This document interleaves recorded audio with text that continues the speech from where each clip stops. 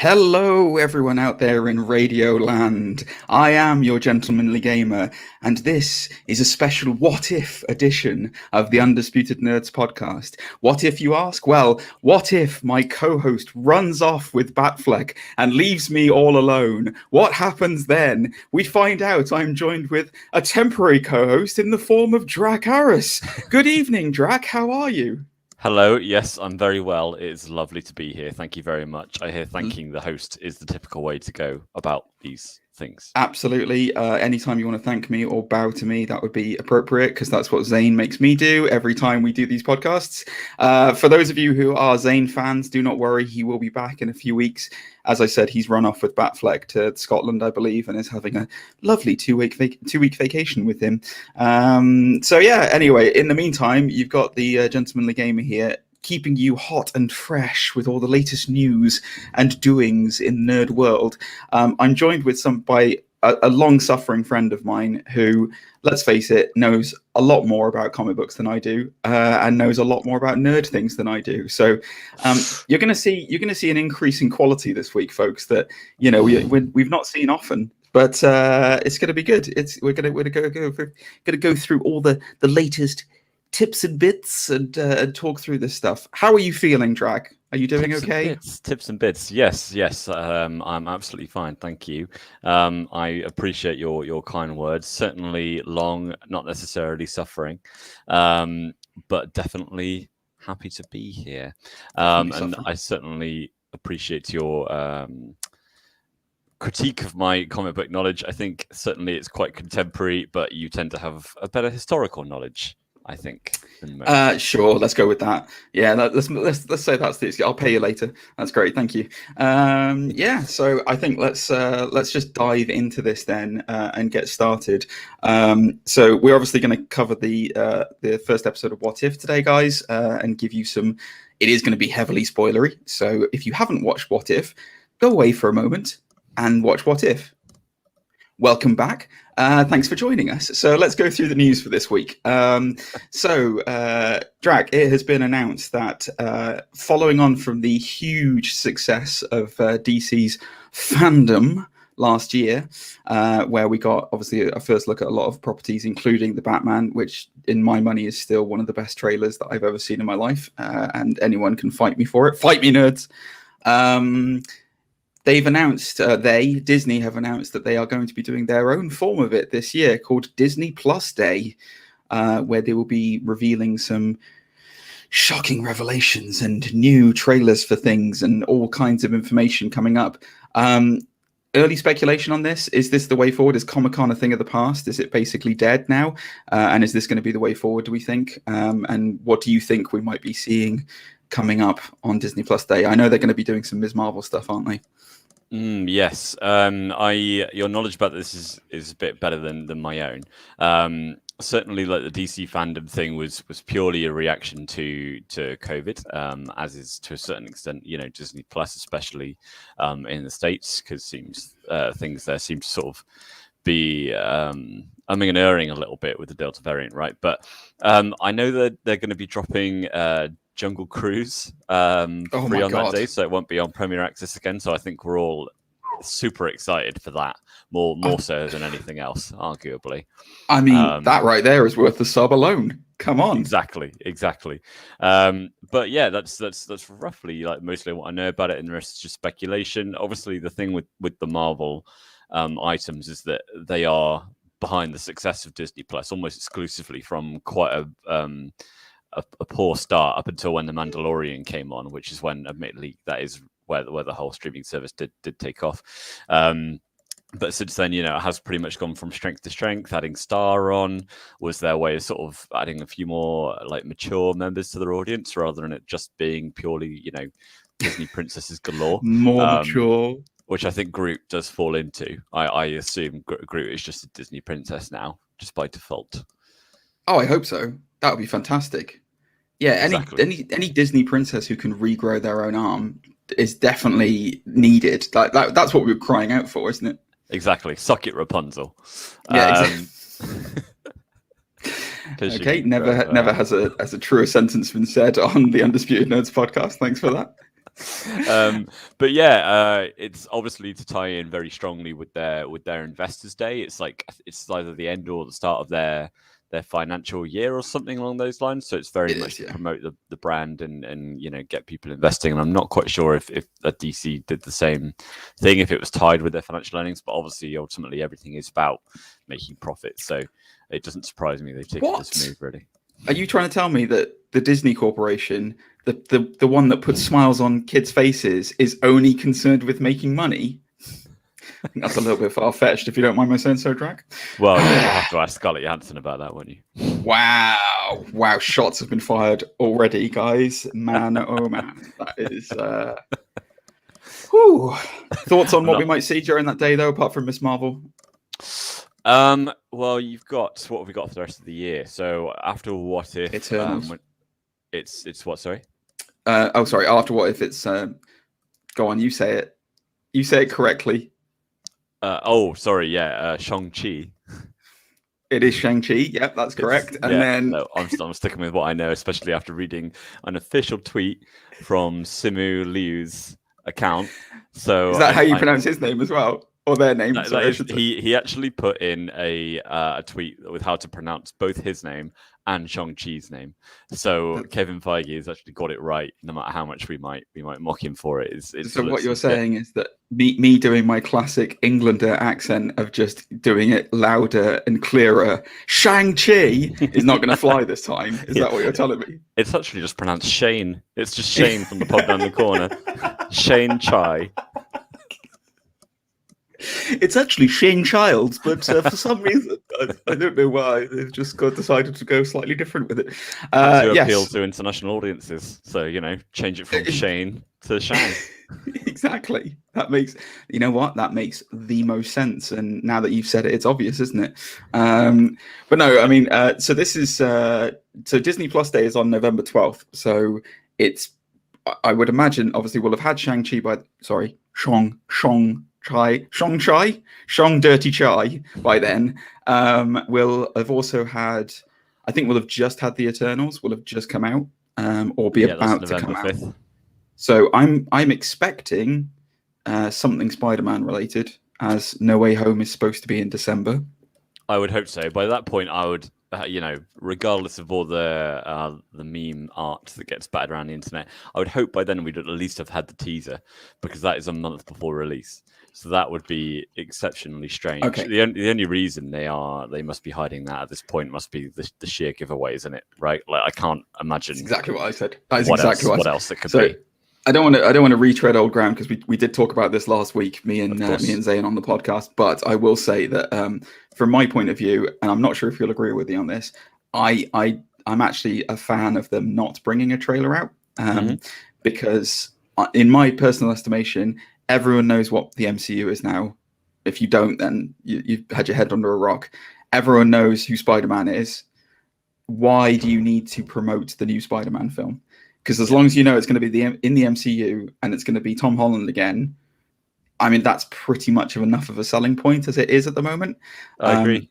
And the way that we found out about No Way Home was by literally a little teaser drop that just came onto a whiteboard. That's how we know what No Way Home is. So the fact that, like, we don't need a trailer, as you said, a teaser would be fine. Just a black screen with like him thwipping his No Way Home on there. That's all you need. I will say this: we are live streaming right now, guys. For those of you listening on the podcast medium, apologies for that. But Senpai Zane has just come along with the same name that he previously had. He is no longer a senpai. So Zane, usual co-host of this show, you're a disgrace. Get the senpai out right now. And Captain Carter is very good, but we'll talk about What If later on. Arigato. Arigato, Mr. Senpai. Goodbye. Zane is. In actual fact, we do need a new name. We're doing a thing on the show at the moment, actually, Drac, which is get a name for Zane. because he doesn't have senpai in front of his name anymore. So if you have any suggestions, or if anyone on the live chat has any suggestions, please drop in a name for Zane. I'm thinking maybe we do it as Ben. I was thinking about Ben Zane, just so that then he's got a tribute to his favorite Batman actor, Ben Affleck. Oh, I assume it was Ben Grimm. It's clobbering time, obviously. You would think that, but in fact, no, he's obsessed with Batfleck. it's podcasted time. There you go. It's podcasted time. Let's all go home, guys. Confused with CM Punk. Anyway, yes. So yeah. Anyway, I'm quite excited for Disney Plus Day. I don't know about you. I think that DC fandom proved how good these things could be, and it is just that. I mean, the sad thing about this is that Comic-Con is pretty much, I would say, it's certainly a shade of what it was, but it's also kind of going on the way out, I would guess, because if you're having all your exclusives, I mean, what are there? Marvel, DC, and then independents. And if you've got all your exclusives at DC Fandom and Marvel, Disney Plus Day, then what's left for Comic-Con? Yes, yes, I have to agree. But I mean, it's very cultural as well, isn't it? Ultimately, you have all these people. Cosplaying now is a fine art and like almost like a culture to itself, and it is such a big hub for these things. And I know these things have their own festivals, but I think that is going to have to spawn its own kind of like separate cosplay festival now, purely for maybe comic related characters because of the reduction of Comic-Con. So we'll see how that plays out, because there's a lot to be gained from doing things remotely. And certainly it's a lot more convenient, and it's reaches a wider audience who can't travel all the way to San Diego every year or New York or any of the major cons. But yeah, it doesn't have as much substance. So.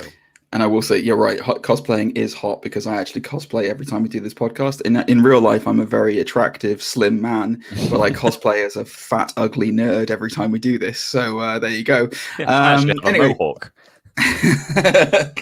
Moving on then, guys. So we mentioned it very briefly earlier on. Shang-Chi, Shane Childs, it has been confirmed that he is to feature in the film a redesigned Abomination. Correct. Now, I don't know if I've seen the picture of it, but I mean I will say this: it doesn't really give you anything kind of different. I mean, the only thing I noticed that was different about it was that he had fins on his head. Mm-hmm. More traditional comic book look, I would guess. Yeah, most definitely. I mean, there's been a couple of iterations over the years. Even Rick Jones was a bomb for a while, not the Abomination, but a hyphen. Bomb. He was a bomb, all right. And looked very much the same, but much bluer.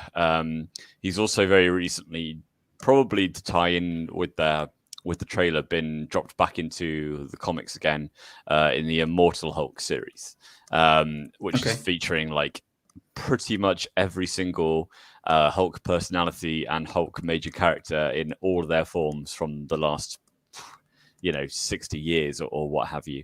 But other than that, in Shang-Chi, I think we kind of can bet on the fact he's not going to be playing a big part. That it is a trailer cameo. It is entirely possible that he will become part of this Dark Avengers / Thunderbolts squad.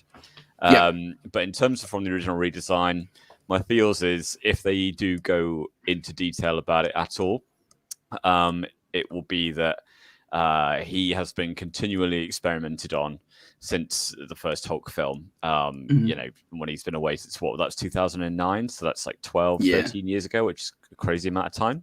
Obviously that's not MCU time, but plenty of time has passed where they can try and get more versions of him, because it was a sort of successful super soldier serum, right? It sort of did the job to a point better than most up until we've recently seen in I guess so. Winter Soldier and Falcon. Sorry. So I think that's how they're going to do it. And it's still Tim Roth, and he's actually meant to be coming back in the She-Hulk series as well as a major character. Yes, I did see that. Do you think it'll be Tim Roth with a British accent, though, or will he have been so mutated that he's now adopted American accent? Actually, it's a Vietnamese accent. Is it? See, this is the kind of keen insights that that you can expect from Drac. With his very formal tie on the stream. It's southwest United States. Kentucky. Now that you said it, I can definitely hear the twang in the voice. So yeah, that's the great. roar. It's a Kentucky roar. It's a Kentucky roar, exactly. Yeah, exactly. Which is, also what goes lovely on the barbecue down there. I've heard Kentucky roar, beautiful. Don't type that into Urban Dictionary. I don't know what result you'll get. So that is true roulette. Have you never had a good old Kentucky roar? No Cleveland Steamers, no nothing. Okay. All right, moving on before we get into very dark territory. See, this is what Zane has to do every week with me, is to try and control me on the podcast before I go mental and say something bad. So, this My week deepest there apologies if that turns out to be something very dubious. I apologize for nothing.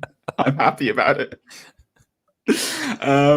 All right, so this one, Willem Dafoe this week was doing an interview with The Wrap, and he was asked again about the tricky subject of Spider-Man No Way Home, and whether or not he would be reprising his role of the Green Goblin, obviously, and his it's an Alabama slam.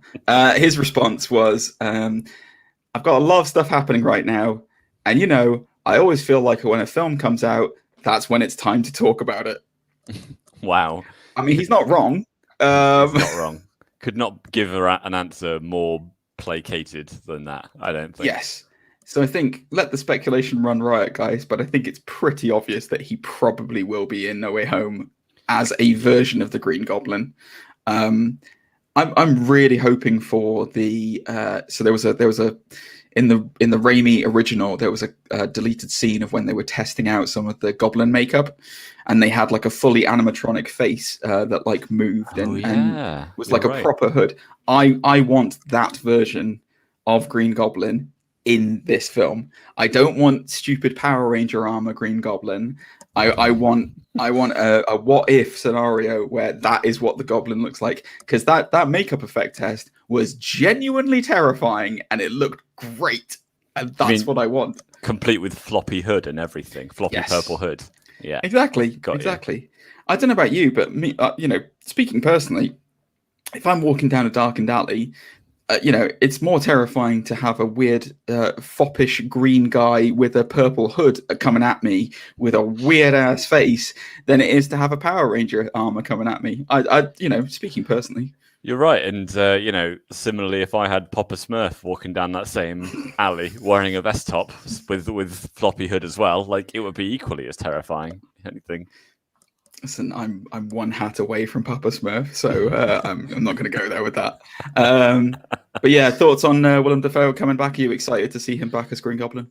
I most definitely am. I mean, we are two men who are not old but not young, and you heard it here first, guys. Yeah, just not giving away our age or anything like that, but we are above the age of 8. We are two men who are aged between this age and live at this address, each individual. And the reason I dropped that in is because we are very we can remember Willem Dafoe as Green Goblin very clearly, and a lot of people cannot. And so for them, it is almost like a fresh casting. But I think it's something to be looked forward to, because I think he actually did that role very, very well. Especially the sort of bipolar nature of, Norman. Maybe not bipolar, but the kind of multiple personality idea of it, and having like the Goblin be a separate personality that he talks to when he's holding the mask or in a mirror.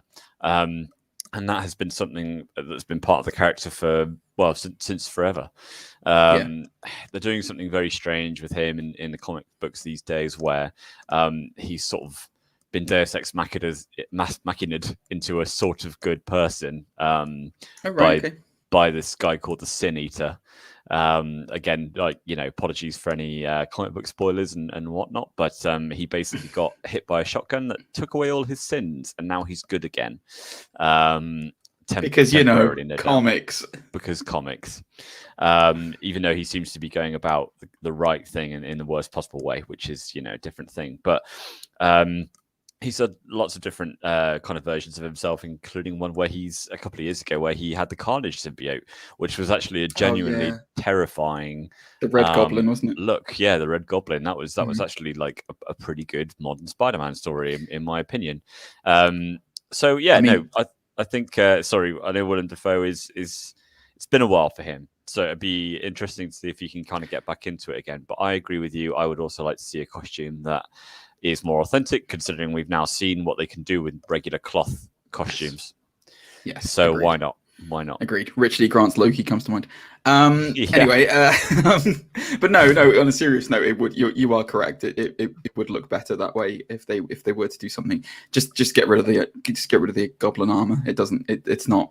It was a part of its time, but that's it. I will say this: if you haven't seen Willem Dafoe as Green Goblin, if you've seen Willem Dafoe in anything in the last 20 years, you've basically seen his Green Goblin. Because like, if you've seen The Lighthouse, he's basically going crazy in that as well. Then that's quite similar to what he was doing. But no, he's great, and I want to see him back, but definitely as an alternate reality Goblin. Like, I don't want him to be the Sam Raimi version of it. I think, because that Goblin, obviously, spoilers for a film that's 20 years old, but obviously that Goblin died.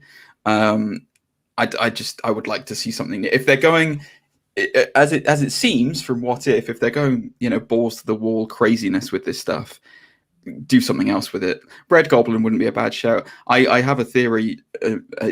So again, I don't want to retread old ground because I talked about it last week, but I have a theory that the reason why we might not be seeing anything from No Way Home right now is that it is going to tie in with the abomination that is Venom. Let There Be Carnage. And they have had some early reveals. So they had some reveals from What If of Spider-Man as the Sorcerer Supreme, but they also revealed a black armor Spider-Man. Yes, with the gold trim. Yeah. Who says it's armor? I'm wondering if this might be the end of. I speculated last week that possibly the end of Let There Be Carnage. Somehow the symbiote gets detached from Brock, and timey-wimey, dimension-y stuff. Maybe that's how Tom Holland gets his symbiote experience. And that's why we've seen nothing of No Way Home, because it's going to take the other Spider-Men who have experience with the symbiote to make him realize how bad of a situation it is, etc., so on and so forth. Anyway, but that is my theory. So having Red Goblin in there with the Carnage symbiote, you may be onto something there. It could be that they're trying to do that. But plus we've got Gore the God Butcher coming in Thor Love and Thunder, and that is his character is fairly reliant on symbiotes. So that's true actually. See how much they stay close to the source material there. There was actually a set leak, wasn't there, of him wearing the Gore the God Butcher clothing. Obviously, like, leaves a lot to the imagination, because so much of that is going to be CGI to achieve like the genuine look there. But yeah, I don't know about that personally. I think that's a lot. Sometimes Marvel are pretty good at catching themselves putting too much in. There's famously a scene in Infinity War where Doctor Strange was supposedly going to zap Thanos in front of the Living Tribunal for a judgment, and they just took it out because they thought that was too much for people who had no idea about the MCU. And I think having it be so close to Let There Be Carnage, again, Marvel tend to not be able to overlap the filming that easily, and they kind of like set things up for a year or a year and a half or so down the line, like with the twins after what was it? When did which film was it that Scarlet Witch and Quicksilver were at the end credits of? It wasn't. It was Ant-Man, I think, actually. No, it was Captain America, wasn't it? I don't think so. Maybe it was. I thought it was Winter Soldier. Could have been. And then we didn't see them again until Age of Ultron, which was like 2 or 3 films later. So yeah. Anyway, the bottom line is I don't know. I think that might be a lot to lay on people with. I can't. I honestly have no idea about that black and gold armor. It doesn't ring any bells for me. I think if you're going to go with it being the symbiote, you have to kind of go whole hog there. Marvel are really good at fan service, as we all know. So I think it would have the full logo on the chest and everything if it was going to be a genuine symbiote armor. Yeah, I would agree with you, except for the fact that this isn't really Marvel, is it? It's Sony, and they have true. Marvel There is input. that. So yeah, and I will say this as well: is that you say it's a lot. We've already had the Vulture turn up at the end of the Mobius trailer, seemingly Mobius. from Mobius and Mobius. Mobius. Yeah, from the what he's a on the jet film. ski. Wow. That's it. Yeah, exactly. But Mobius no, we've had Mobius. You've had Adrian. We've had Adrian Toomes turn up at the end of Morbius's trailer, proving that there's some kind of overlap between the Spider-Man universe and the rest of this stuff. And it does seem like they're trying to connect Venom quite heavily into... And also, I will say, the Living Tribunal, that's a very niche reference in the Marvel universe. Whereas Venom and the symbiotes, that ain't niche, man. That's quite popular based on the fact that the first Venom film did unbelievably well. So annoyingly well, you could say, because it was terrible. But fight me, nerds.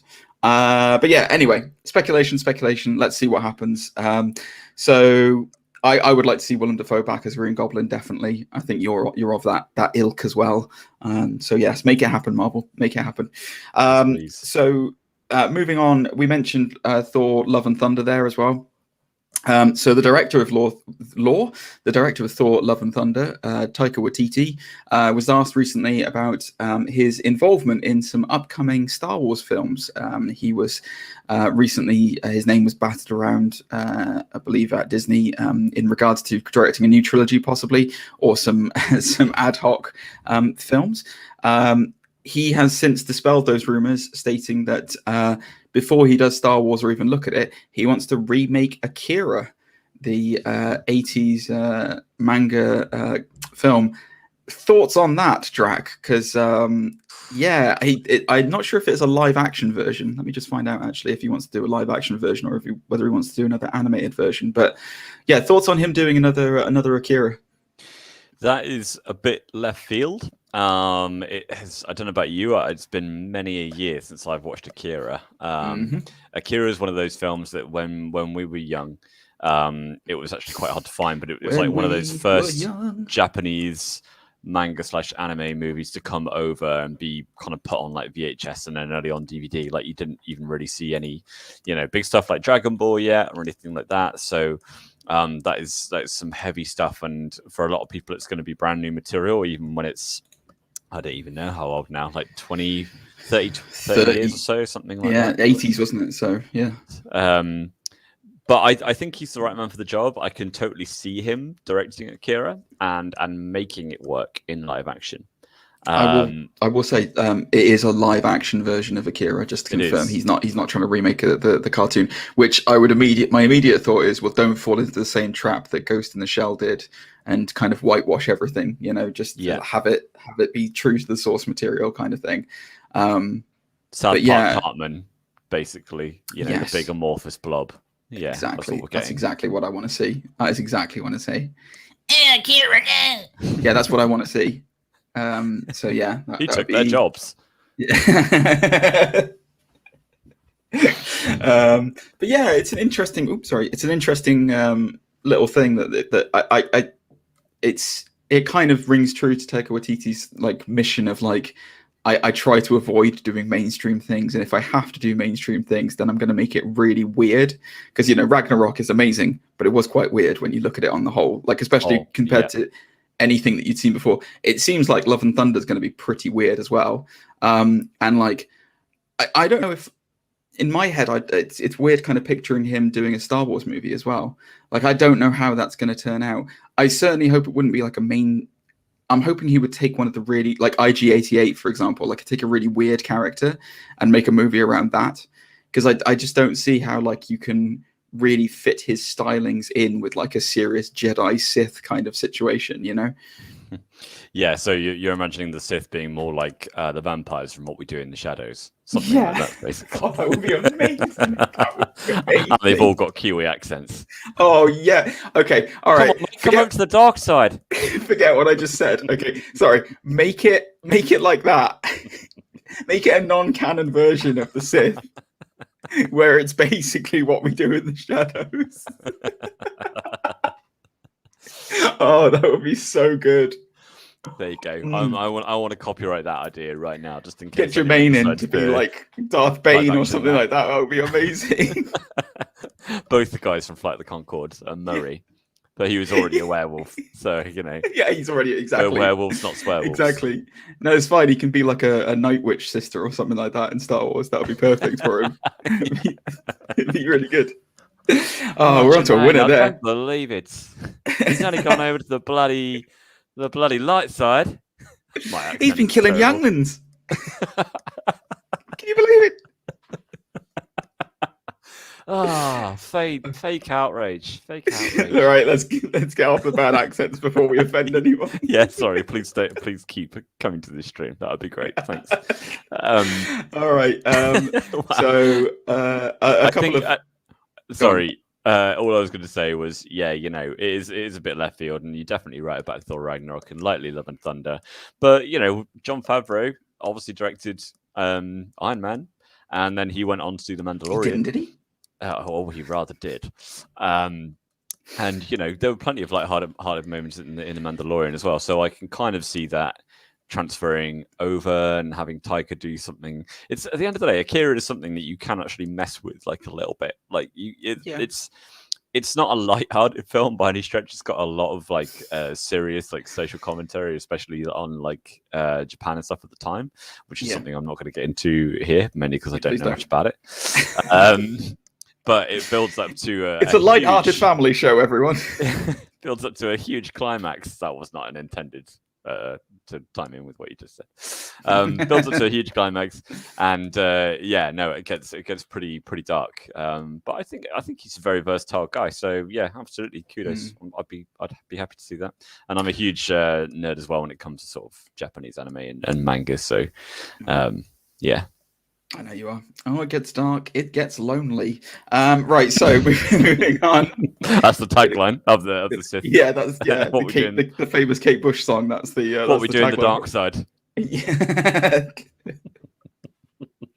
All right. This is just a little bit of news that I thought I'd throw in there. It's absolutely ridiculous, and I personally hate this before I even say it out loud. Ridiculous. But welcome to a post-release the Snyder Cut world, everyone, where every single Jaffin movie that somehow went a bit weird suddenly is like, oh, release the cut.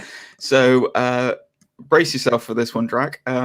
Thor the Dark World director Alan Taylor says there is a Taylor cut where Loki lives and more. Is it time to release the Taylor cut of Thor the Dark World? Oh God! Please don't. please spare us.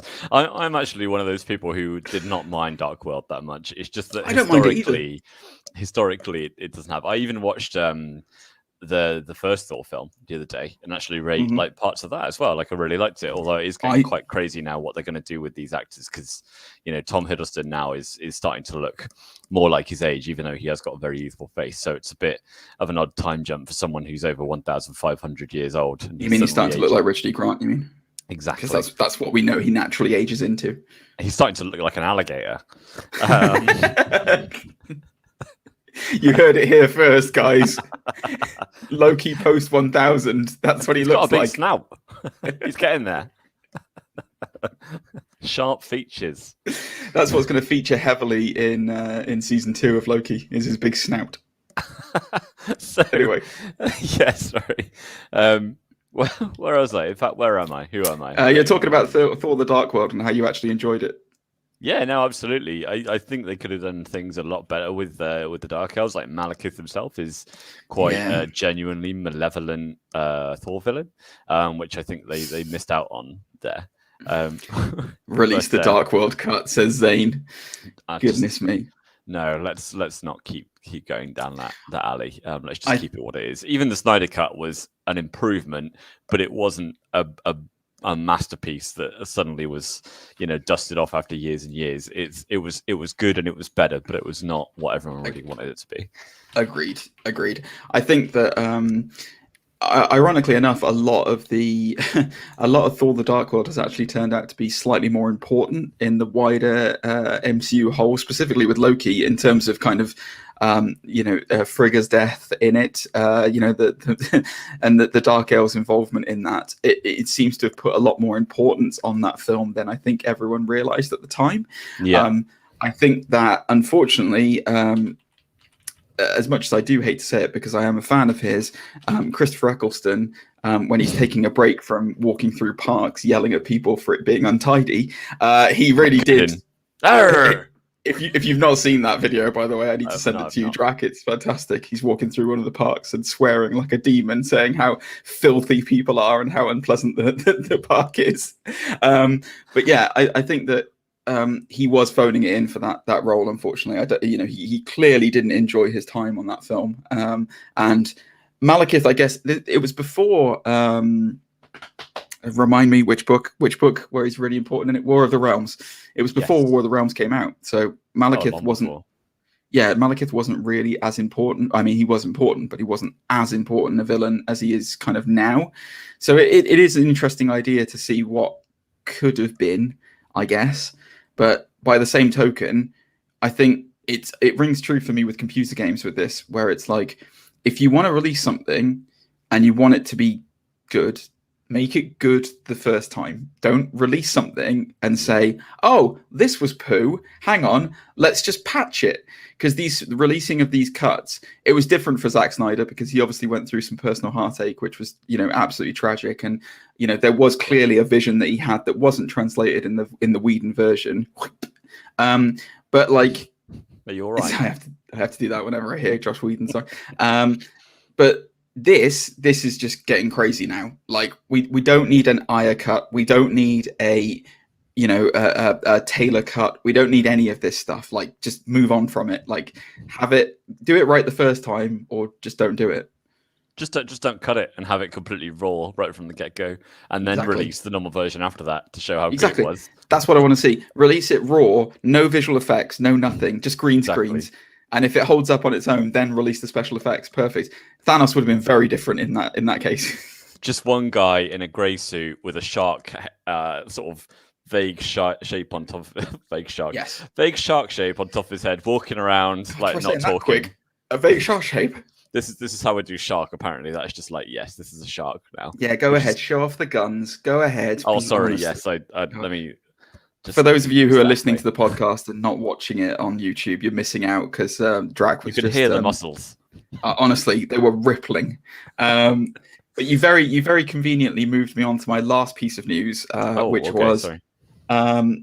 What? I said sorry. I don't know why. I don't know why you said sorry either. For a second. It was perfect. It was a great segue. Bottom of my heart. It was a perfect segue, and then you just tromped all over it. What was going on? Tromps. Speaking of King Shark, it has come out this week that unfortunately, despite I believe both of us adoring it and loving it, the Suicide Squad has seemingly bombed at the box office, and has. I'm going to try and get some figures up here. But it has been released both on cinema and HBO Max. And it just really disappoints me, this. It really does. So, so it's clear Suicide was disappointed. It made 54.5 million on its opening weekend. And its budget was 185 million, with a marketing budget of over 100 million as well. So, I mean, to say that this is disappointing is an understatement, because I don't know if it's the best DCEU movie, but it certainly is like a quality level far and above what we're used to with DC, as far as I'm concerned, with this film. Yeah, it's good. It is good. It is really good. This worries me as well. So to give you some stats as well from Samba TV, they revealed that Samba TV. Yeah. So it's stats basically for the HBO release. It drew a whopping 3.8 million households, compared to Wonder Woman's 2.2 million households and Zack Snyder's Justice League 1.8 million. So the question is whether or not the release on HBO Max did impact it against being a cinema release, and whether that has led to it slightly being a flop. Just the fact that I have to say that a film as good as this is a flop makes me genuinely quite annoyed. A lot of people were saying that this is potentially like a similar situation. Apparently they call it in the industry the Tomb Raider effect, which is you have a first movie that like makes loads of money and is amazing. Makes loads of money and isn't amazing, and then the sequel like just completely flops. Why they've used the Tomb Raider analogy on that, I don't know, because Tomb Raider's terrible.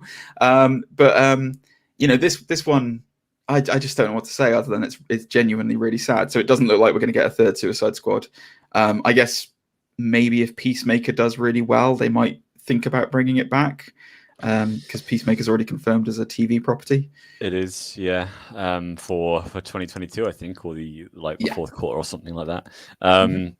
Yeah, it's a hard one. I mean, with regards to benchmarks, it's a shame that you kind of like the DC benchmark is not the Marvel benchmark. And I'm not saying that they have to be the same thing. Like, I'm not going to go into that whole Marvel versus DC argument, but you've got the DC universe that is really set the bar quite low. So, the fact that this film is good, compared to other films, almost like diminishes it, and this might even be something off the back of people sort of coming to terms with that now, if they can't get it right the first time, are they really even going to be seeing the Suicide Squad, no matter how amped up it gets, and in the middle of the pandemic and everything as well. So I think, people might have been disappointed, like on the bounce, and just not trust it, because obviously the marketing's been very good for it, but the marketing's obviously going to be praiseworthy. Rotten Tomatoes, I think, give it a good score, which tends to be like the audience benchmark that people go for before it comes out. And I think it got a good old score on there. I think it was definitely certified fresh. But that's really weird. Fresh.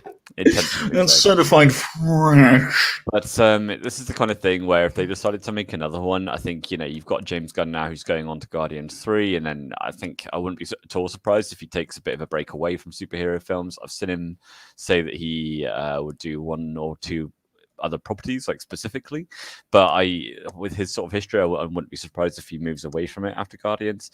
But he's quite quids in on DC film. Like we talked about it last week. There was an interview with him where they talked about the original plan for this Suicide Squad was that they were going to try and kill Superman.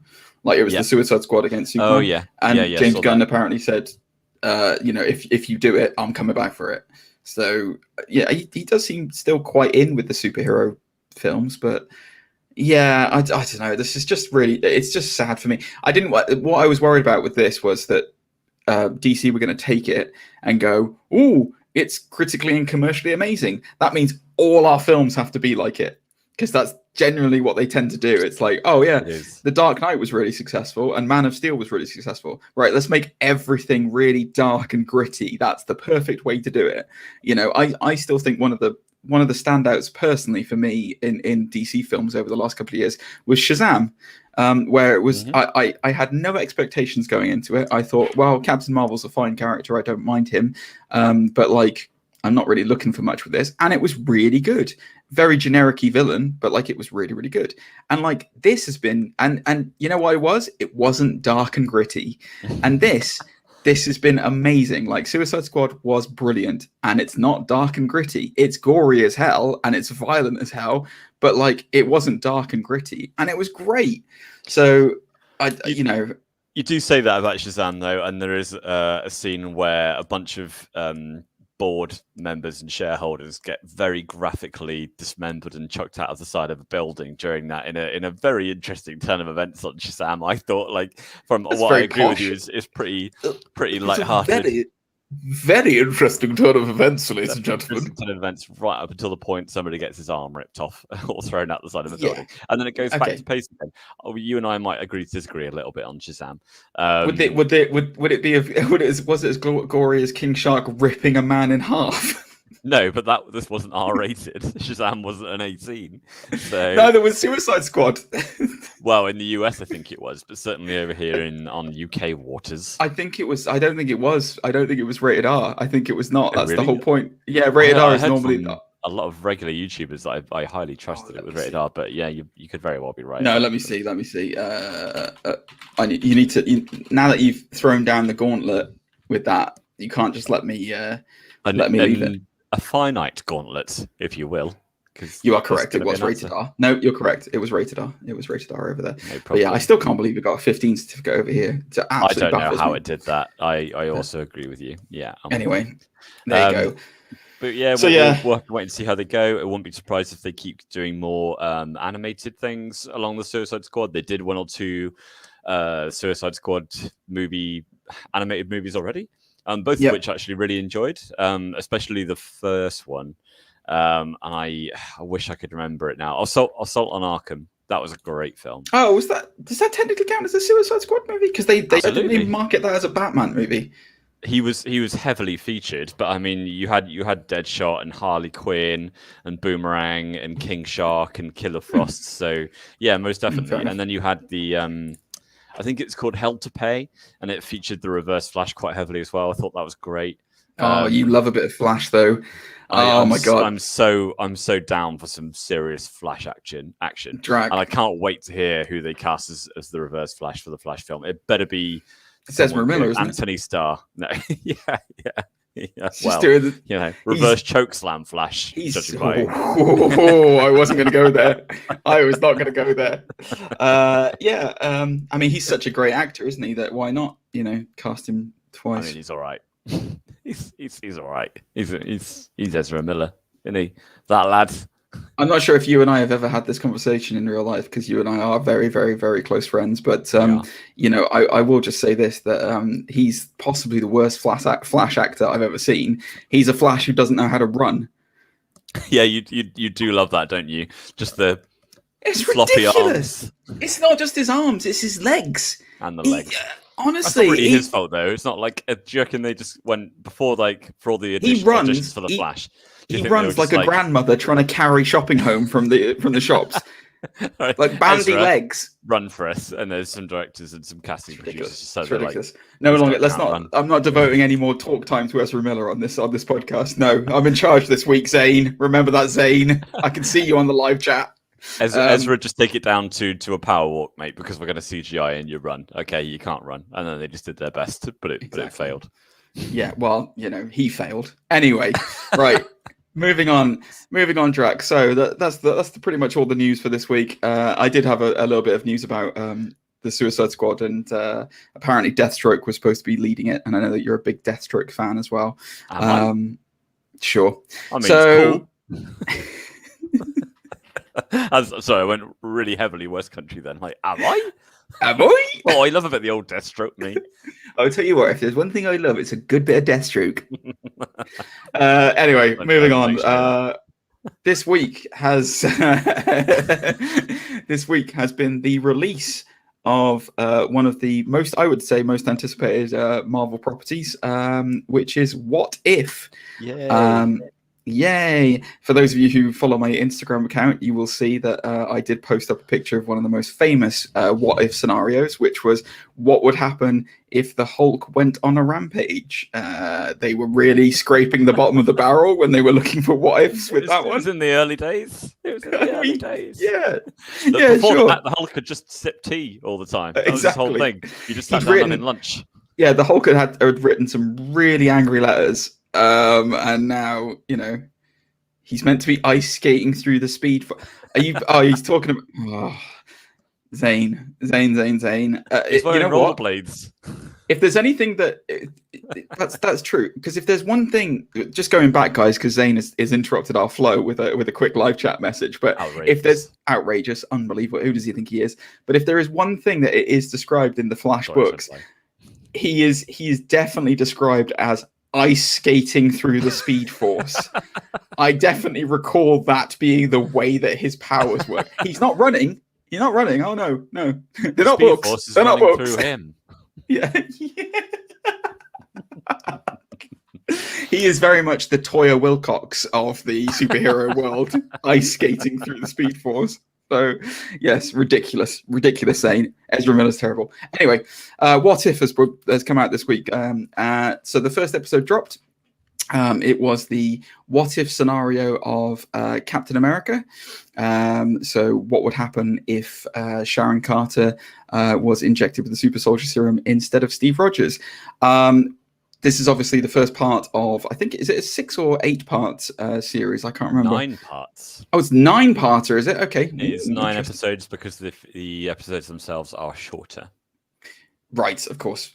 So we know some of the ones that are coming up. So we know that we've got some Marvel Zombie variations coming up. We know we've got T'Challa as Star-Lord instead of Black Panther. And I think that's next week. Next week. It's obviously Chadwick Boseman's last performance. What else do we know? We know that there's going to be a weird one where Killmonger seemingly saves Iron Man, saves Tony Stark from the Afghan cave that he gets put in. So yeah, there's some interesting ones. The one that is interesting me the most that we haven't really got any details about. There's an image on the official poster of What If when you look at it on Disney Plus, quite heavily featuring Ultron with a spear, which I don't know what that is, and I don't know what if story that is, but I have a weird theory that Miss Minutes is an alternate version of Ultron. So I'm really looking forward to seeing alternate Ron. Exactly. Listen, I've explained it in the past, Drac. Okay, it makes sense in my head. All right, and if it turns out to be correct, then I'm a visionary genius. All right, that's all I'm going to say. But I'm wondering if they're going to do Age of Ultron, proper Age of Ultron from the comics, is what I'm asking regarding that spear thing. But anyway, irregardless of all that, should we go through the episode, Drac, and talk about what happens? So spoiler alert again, guys, for those who have not watched What If, go and watch What If. This is the second time. Welcome back. Back in the room. Yeah. So it starts pretty much as this. Well, it starts with the actor that I can't remember the name of, who is going to be playing Jim Gordon in the Batman film, being Uatu the Watcher. I'm going to look up his name now because Jeffrey Wright. There you go. You see. This is why I'm here. This is why you're here. Jeffrey Wright is Uatu the Watcher. Thoughts on the casting of Uatu? Love it. Absolutely love it. Even looks like him. It's great. Well, he's bold, so it's fine. Just not white. Yeah. As he always the only thing that the only kind of like my wife is not a nerd like me, you know this, Drac, and the only context she has for Uatu the Watcher is a pinball game that we play where his head pops up on screen every now and again, and every time it pops up on screen she goes, he looks like a giant baby, and so What If opened and she went, hey, it's the baby. It's the baby man, which I thought was fantastic. So yeah, almost certainly the same thing that my future wife would also say. Well, there you go. So you might be watching this. Hello, future wife. Thank you for that. Or listening if you're catching the podcast at a later time. Yeah. That's right. So yeah, so basically you get the basic premise of Uatu the Watcher explaining What If and how it works, which is essentially a single decision can spawn an entire variation of a universe and can splinter off. So we've had some interesting What If books in the past. So there's been What Ifs around, obviously the one I mentioned, which is the Hulk going on a rampage. Who would have thought? There's a What If around what if the Punisher's family weren't killed. There's a What If of what happens if Peter Parker never rejected the symbiote. All this kind of stuff. So I think the Sharon Carter side of things was quite a good, nice, soft start for this to really kind of, ease you into what if is. It's not a hard concept to kind of understand of like a single decision changes everything. So once Uatu has finished talking about the conceit of the series, we're reintroduced to the incredibly familiar territory of Captain America and the First Avenger. We see obviously the setup for when Steve Rogers is going to become Captain America. But before he enters the pod, there is a question that is asked to Sharon Carter, to Peggy Carter. And that question is wrong side piece. Yeah. How could I get the two confused? But that question is, do you want to go and view this from the booth? And in the film, she says, yes, of course, no problem. And then the whole contingent of everyone goes up into the booth. But in the what if scenario, she says, no, I'm happy where I am, which then leads to everyone staying down on the open floor, which leads to the saboteur setting off the bomb right in front of the Erskine, the professor, killing him, and then shooting like the general that's played by Tommy Lee Jones, who I can't remember the name of, but you might be able to fill in the gap on that one. Yeah, it's not actually Tommy Lee Jones anymore, is it? It's a general that I believe is in the Agent Carter series, and it's played by is it Josh somebody, and I can't remember. He used to be in The West Wing. He's in a lot of stuff these days. He's in The Handmaid's Tale. No, not him. No, not him. I know who you mean. I'm talking about like when it actually happens, they kill off Tommy Lee Jones's general from the first Avenger. Okay, I must have slightly missed that. And they also shoot Steve Rogers, who miraculously lives. Yes, and they also shoot Steve Rogers. Tiny. Exactly. So they shoot him right in his tiny little stomach. Yeah, he's all right. He just shrugs it off. You know, he's already a super soldier. He's got a cane. It's fine. Exactly. So from that point on, everything's going haywire. And then Sharon, I keep calling her Sharon Carter. Peggy Carter is the one who replaces Steve and gets in the booth and gets injected with the super soldier serum and becomes Captain Carter. So she big. Where would you put her on the Hogan scale? Oh, she big. Oh, I've heard of this so-called Hogan scale. If you want the metrics of either end, you're either super buff like Hulk Hogan, or you're not really buff like Paul Hogan from like Crocodile Dundee. Saggy Hogan, basically. That's what we're working with. Be careful saying that around Haley. It's got to be a strong 8. As you know, even though it was animated, she was arguably displaying super strength greater than Chris Evans' version, I think. Really? Yeah. Interesting you should say that, because I noticed something about it that I was kind of confused by, that we will have a discussion around coming up. But yeah, I'd certainly put her on the buffer scale of the Hogan. Possibly his son. I'd possibly say that, you know, maybe Brooke Hogan, Hulk Hogan's daughter, somewhere around there. You know, quite buff. Quite buff, you know, not crazy buff, but certainly buff. Yeah, so from then on in, the story kind of plays out. It's weird because it kind of follows exactly the same beats as the first Avenger, really. It does, yeah, up to the tone. I think if there's one thing that I would criticize maybe about this what if story, was that as far as divergence away from traditional like stories and stuff like that, it was pretty much the same story as Captain America: The First Avenger, just with a different player in the main arc. Obviously, the ending of it changes quite dramatically, which we'll come to, because it is interesting that they have kept it. I went a bit squeaky teen voice then. Talking about Peggy Carter, that's what it does to me. But it is interesting how the beats kind of follow quite a similar path until you get to the end. And it is quite similar in the comics as well. You tend to get a familiar path until you get this mad, crazy ending that changes everything.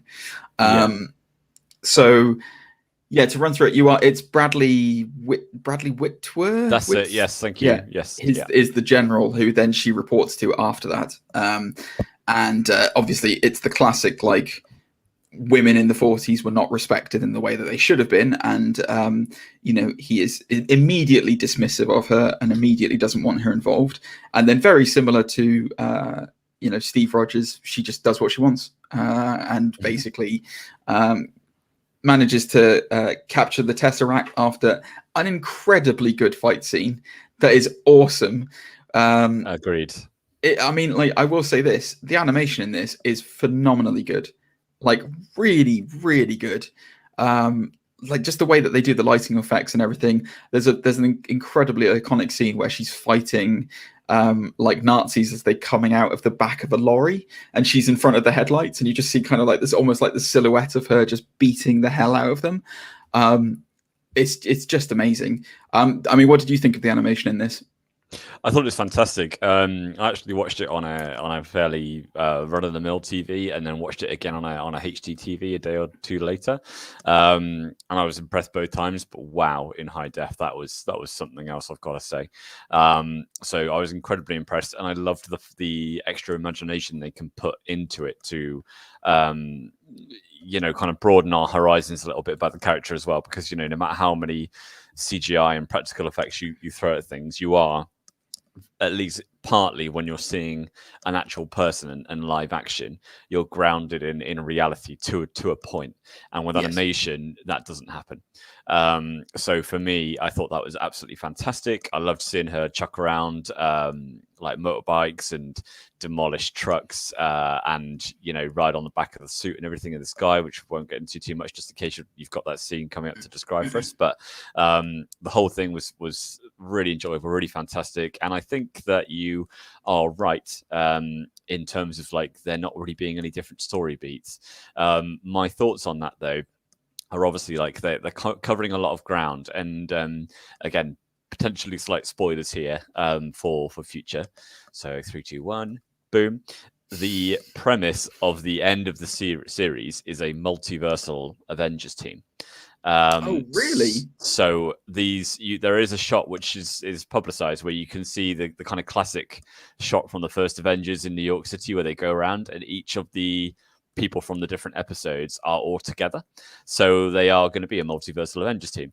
So what they ultimately are going to do, it's got to be a character-driven episode. So we spent so much time with Peggy because we need to kind of get to know her and her abilities and what her story is, because every episode is going to be like that up until a beat at the end where Ultron and the Infinity Gems are going to be the kind of ultimate villain. Okay, well, we'll talk about that in speculation at the end of what's coming next. But that's I had no idea of that, so that is fascinating.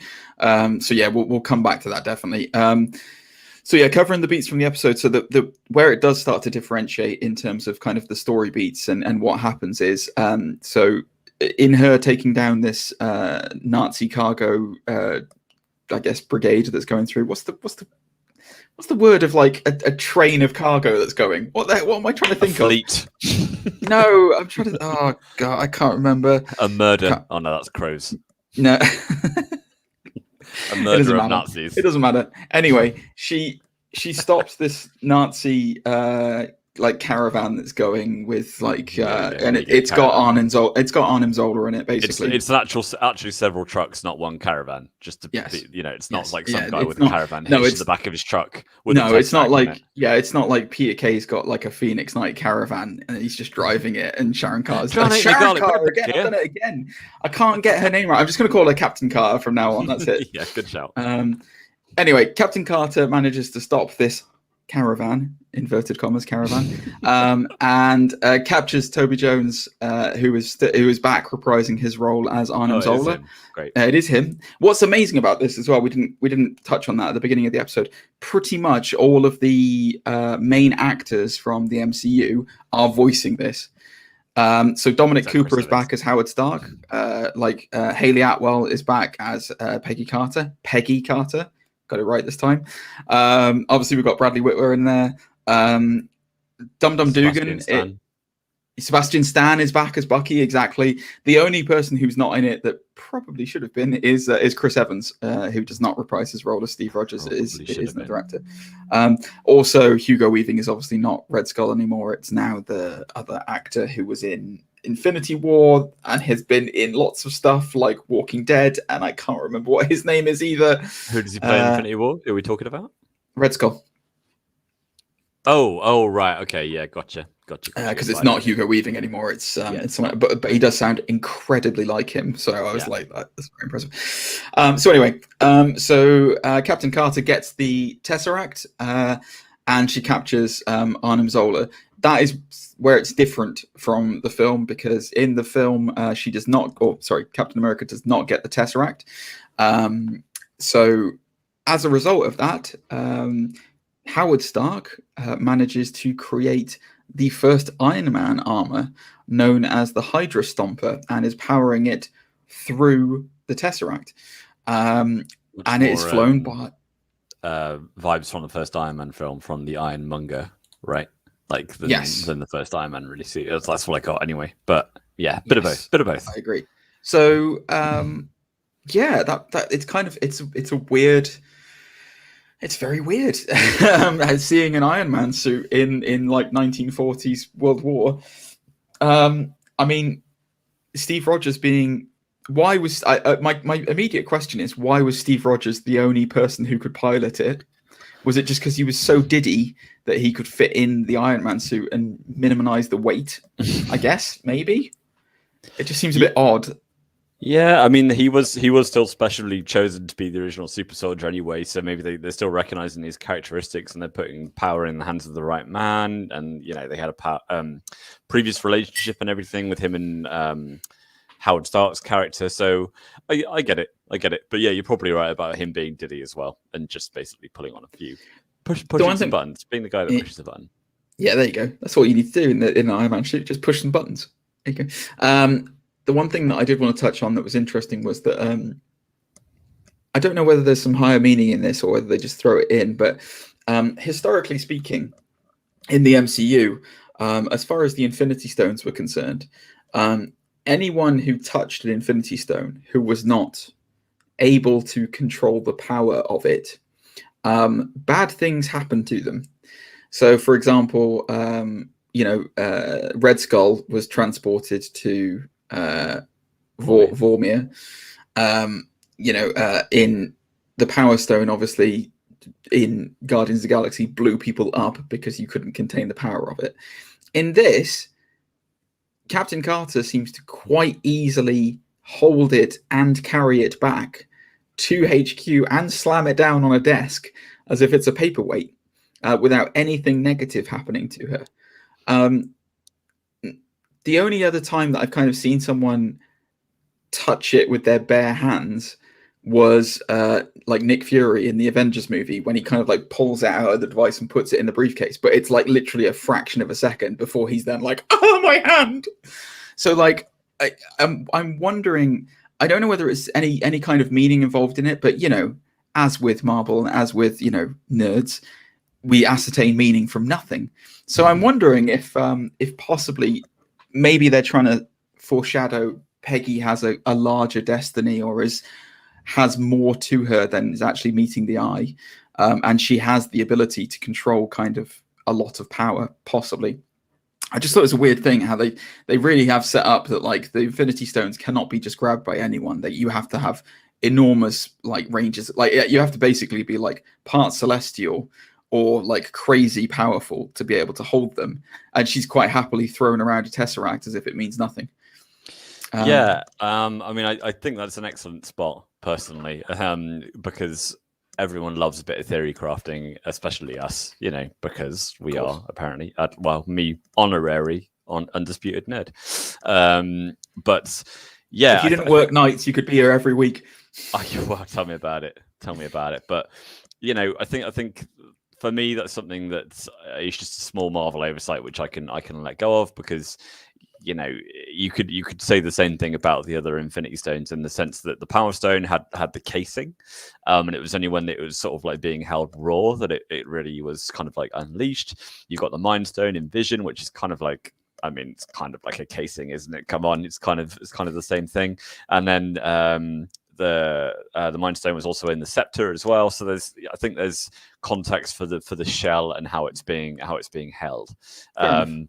But then that all falls apart when you look at things like the ether and stuff as well. Well, you say that, but the ether sort of possessed Jane Foster almost, and it was essentially going to kill her unless they got rid of it. So yeah, I think that's a good spot. I would love that for that to be the case.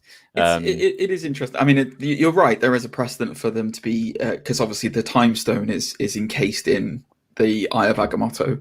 So, but it's just Agamotto. Thank you very much. Hello motto.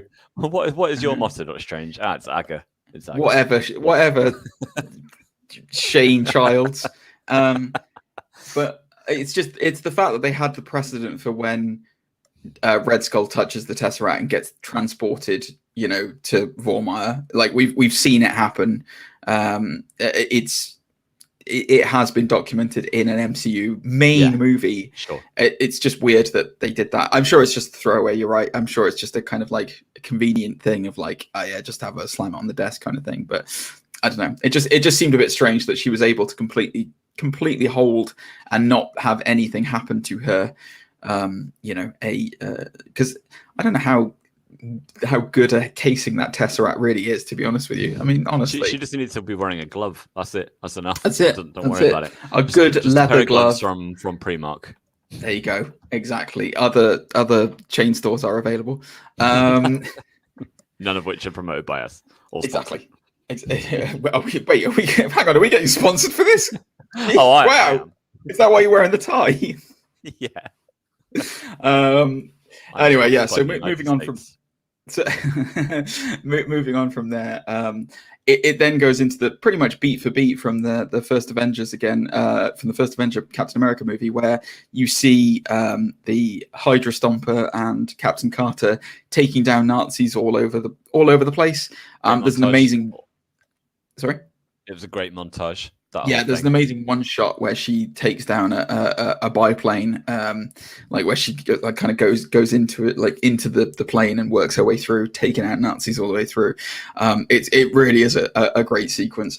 And then we slight different beat from the film. We get the Red Skull is his plan.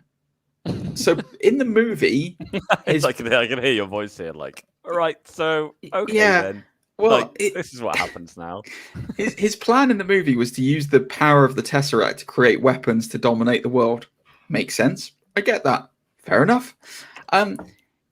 So he's seemingly gone even more bonkers in this movie, and he wants to use the power of the Tesseract to open a portal to unleash the Hydra God.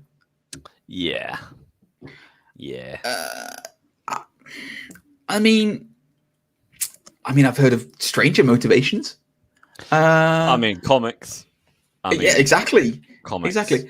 So it didn't really. It wasn't really the best motivation for me in this one. I have to be honest with you. So we'll go through the episode and we'll cover what happens right at the end with that. So leave that to one side for right now, guys, and have a think. So then we get the famous train sequence from the film, which is where Bucky Barnes in the movie falls off the train and somehow loses an arm, and then he appears many moons later as the Winter Soldier. That doesn't happen this time.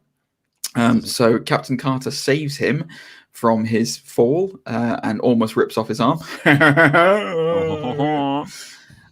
It's Steve who is the one who is seemingly killed in the train because it's a trap and his Hydra Stomper is exploded. And they're all kind of very sad that Steve Rogers is gone, and it's the emotional weight of Captain Carter having to deal with a person who she clearly has feelings for. I mean, it was a nice little reversal that it's got nothing to do with kind of like Bucky or anything like that now, but it still holds the same gravitas weight of like the comparisons that they're trying to make between Peggy and Steve are very apparent in this, to say that they are the reason why they kind of, I guess, fell in love was because they were kindred spirits and have the same values and thoughts and not the same person. That would be weird, but like, they do have the same.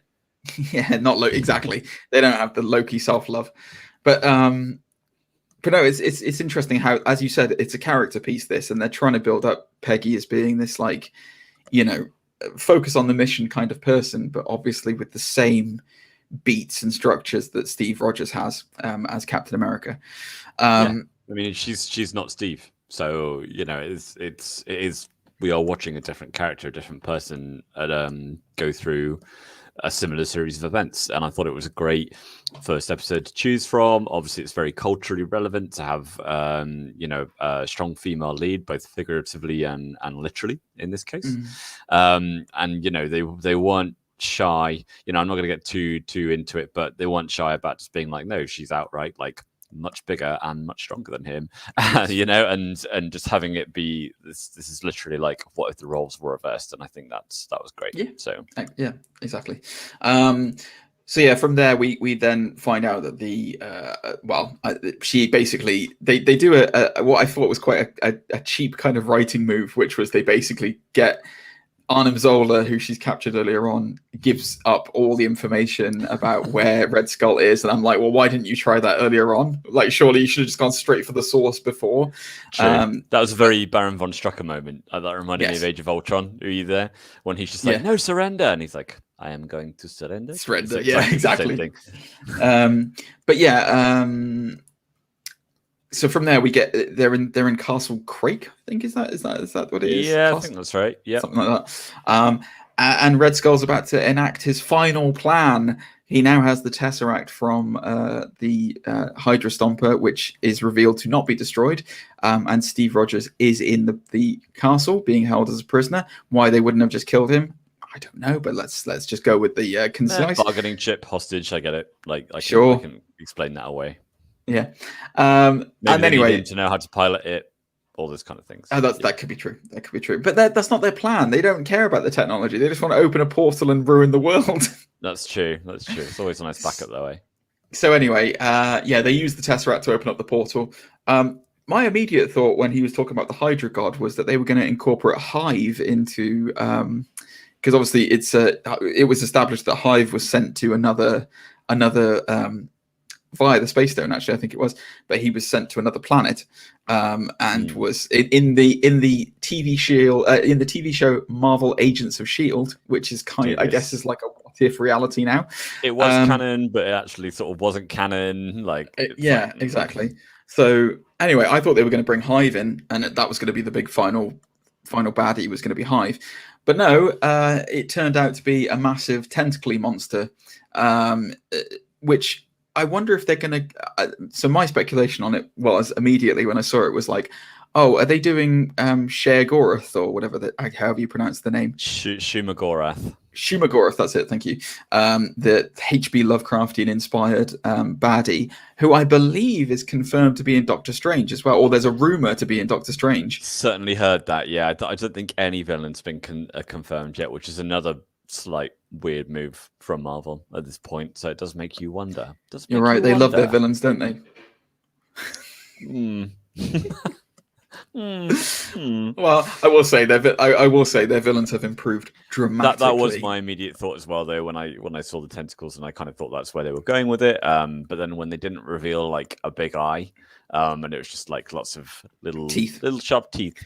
Can you go into a little bit of detail about Shumagorath, because I don't know enough about that.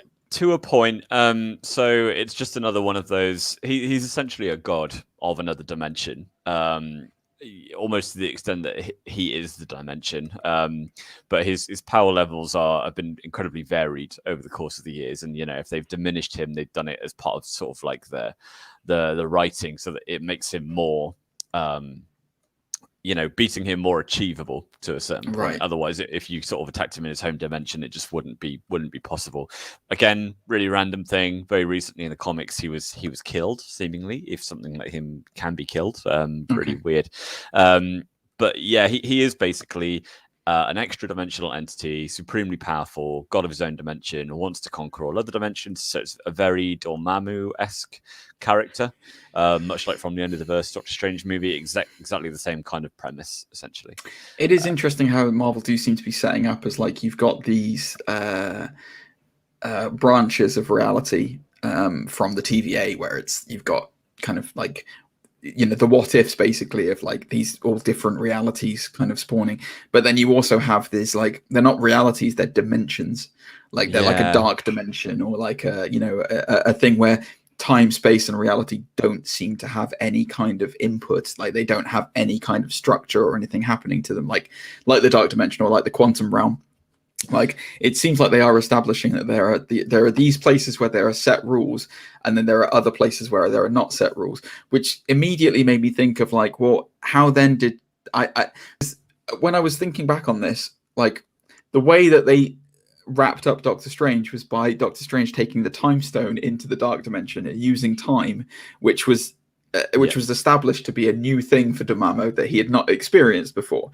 But then by that same token, you go into somewhere like the TVA, which we don't know where the TVA is. We don't know what plane of existence it is on. Yeah, and the Infinity, but the Infinity Stones are inert.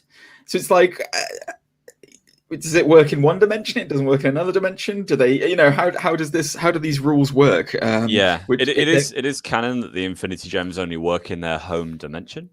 So there is that.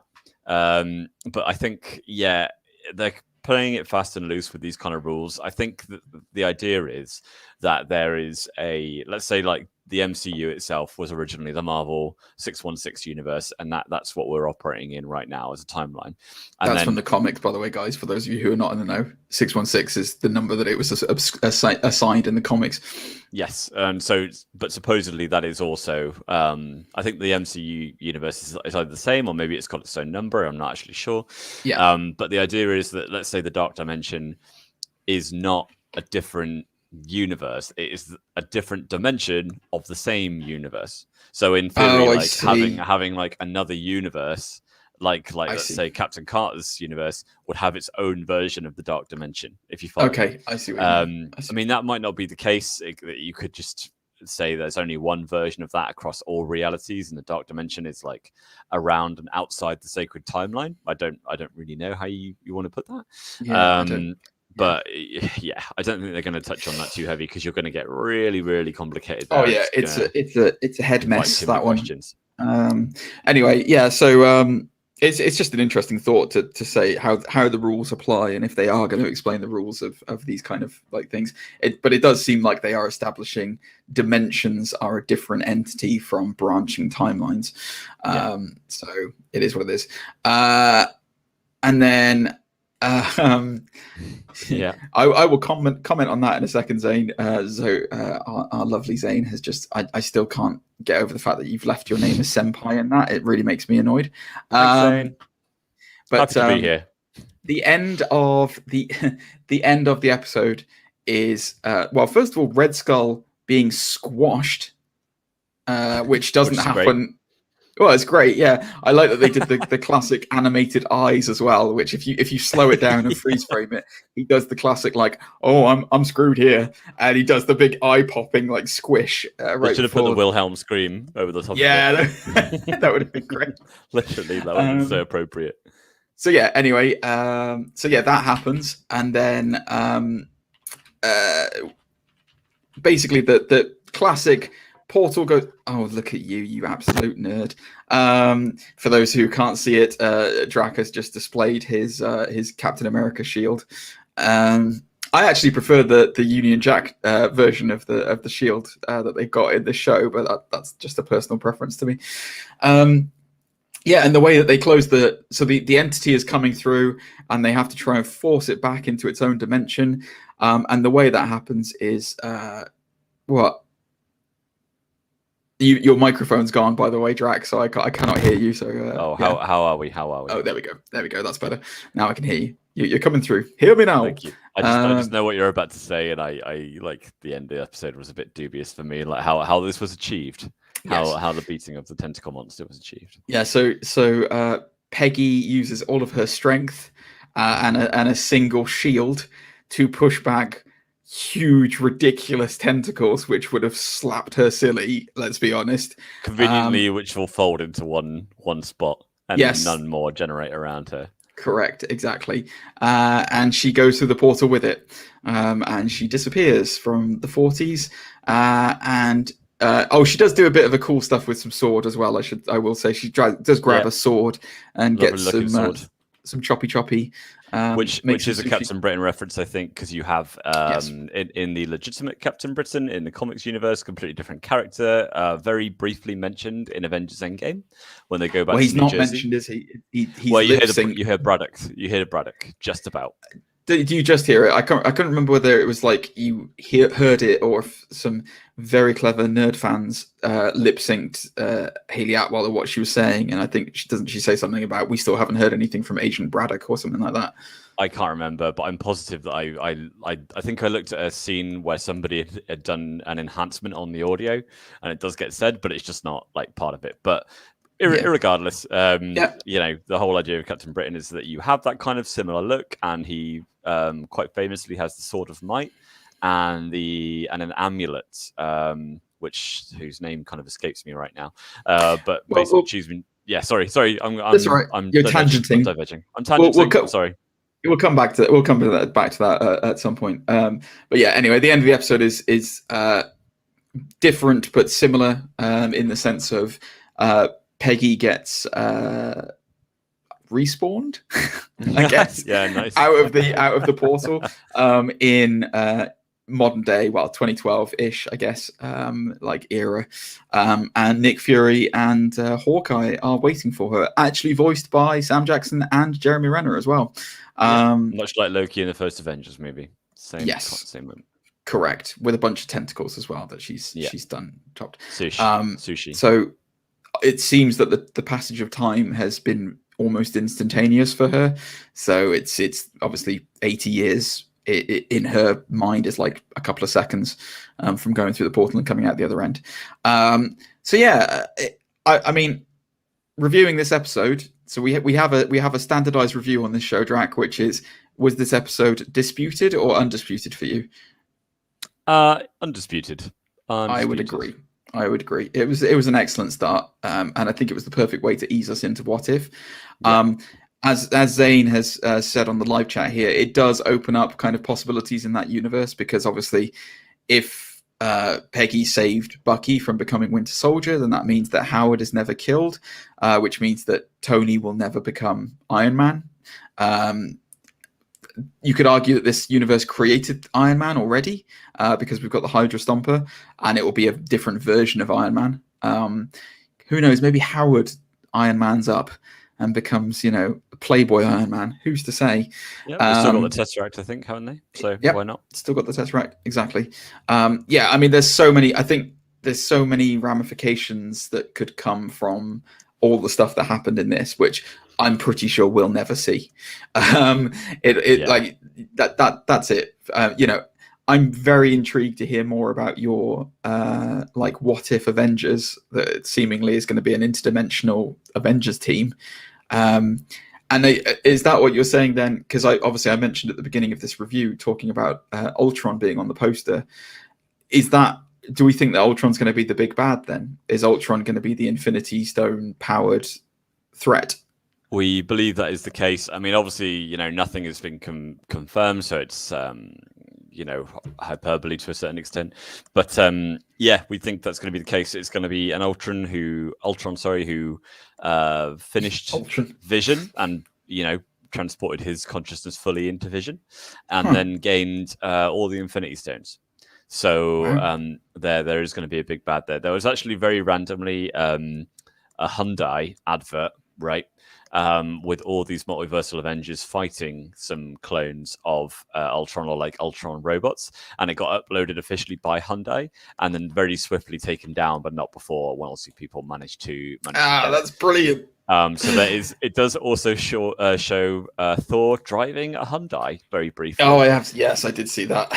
So that's very interesting. But I think that is generally what we're working towards. Whether or not we ever see like a live action version with Hayley Atwell playing Captain Britain officially, that'd be great. Obviously, it couldn't be the truth for everyone, because unfortunately we've lost Chadwick Boseman, so we've not got him to be that version of Star-Lord. But going forward, I think we'll have a bit of a team forming there, and maybe like the Peter Parker Doctor Strange is an episode as well. With him being the Sorcerer Supreme. It's always a difficulty with power level and power creep in these things, is like, because that is Ultron was established as being incredibly powerful in Age of Ultron. Like if Vision wasn't around, that would be it. Ultron would have won completely. Yeah, for sure. And then if you add in the mix of the Infinity Stones, you need to have some like seriously heavy hitters to be able to kind of match up to power. It's what I've been saying this before, like regarding Kang and some of the other villains that they're talking about introducing, Galactus and people like that, is that there is a danger of power creep. And I do like what Marvel are doing at the moment, because my theory with Zane has been that they seem to be establishing a city level Avengers to handle kind of world threats, and then they seem to be doing like a cosmic Avengers to deal with the larger scale things, because You've got some characters who are like ridiculously OP. I mean, Doctor Strange is OP, Captain Marvel is OP. And then you've got, we've established that, Wanda, Scarlet Witch is OP. And then you've got people like Bucky or, Captain America now. I mean, I've got an arm and a gun. Exactly. And it was promised that his arm could do other stuff in Don't worry, Captain I'll America Winter Soldier. I'll use my wings, I'll fan away Galactus. Falcon Winter Soldier, and I'm still angry to that to this day because it said that his vibranium arm could do other stuff, and we never saw that. The only thing we saw it could do is fall off, apparently. So yeah, thanks for that, Marvel. He can open beer bottles without needing an opener. That's what he can do. That's it, and lift things. That was it. Oh, and by the way, just before you do end up watching this episode, our listeners, do be prepared for Sebastian Stan, for some inexplicable reason, to have nothing but jokes about seafood for the entire thing. If you watch the episode, he doesn't have that many lines, actually, and 3 of them, most of his jokes are about fish. Go back and watch this. Just listen to it. There are 3 separate fish jokes. It is literally. You heard it here first, guys. You heard it here first on this amazing, shocking revelation about What If. So, there we go. What did you think of What If, guys? Guys and girls listening in. Did you enjoy the episode? Did you think it was a good kickoff point for the Marvel What If series? Do you think they could have done things differently? Get in touch with us. We are on the Gmail Undisputed Nerds at gmail.com. Obviously reach us on Twitter, Instagram, all your usual social media areas that you would. Obviously we're on YouTube live streaming this at the moment. Come along, leave us a drop, leave us a like, leave us a subscribe. Say hello, get in touch. You can find me on Instagram at GentlemanTheGamer. I'm also on Twitch, twitch.tv/GentlemanTheGamer. Drag. You can't find me anywhere except on OnlyFans. There you go. Oh, God. Jeez, that's okay. Well, there we go. I'm looking forward to that. He does do things with tentacles, folks.